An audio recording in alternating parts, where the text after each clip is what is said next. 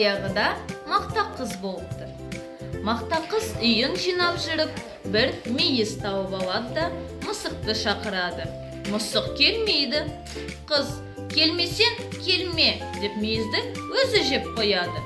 Жеп болған соң мысық келіп, неге шақырдың деп сұрайды. Мақайды. Сонан соң мысық, ендеше қатығымды төгем дейді.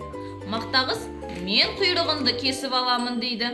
Мысық қатықты төгеді. Мақта қыз мысықтың құйрығын кесіп алады. Мысық, апа, құйрығымды берші дейді. Мақта қыз, менің қатығымды төле дейді. Мысық сиырға барады. Сиыр, маған қатық берші дейді. Сиыр, менің қарным ашып тұр, маған жапырақ әкеліп берші дейді. Мысық ағашқа барып, ағаш, жапырағымды берші дейді. Ағаш, мен шөлдеп тұрмын, су әкелсем жапырақ беремін дейді. Мысық суға бара жатса, су әкеле жатқан қыздарды көреді. Қыздар, маған су беріңіздерші дейді. Қыздар оған, бізге сағыз әкеліп берсең, біз саған су береміз дейді. Мысық дүкенге барады. Әй, дүкенші, маған сағыз берші дейді. Дүкенші, маған жұмыртқа бер дейді. Мысық тауыққа барады.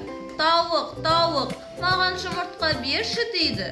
Тауық, бізге дән әкеліп берсең, біз саған жұмыртқа береміз дейді.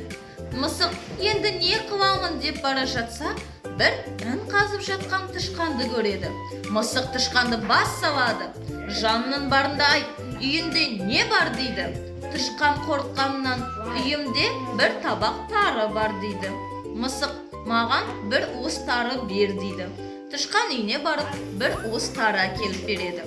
Мысық тарыны апарып тауыққа береді. Тауық жұмыртқа береді. Жұмыртқаны апарып дүкеншіге береді. Дүкенші сағыз береді. Сағызды апарып қыздарға береді. Қыздар су береді. Суда апарып ағашқа береді. Ағаш жапырақ береді.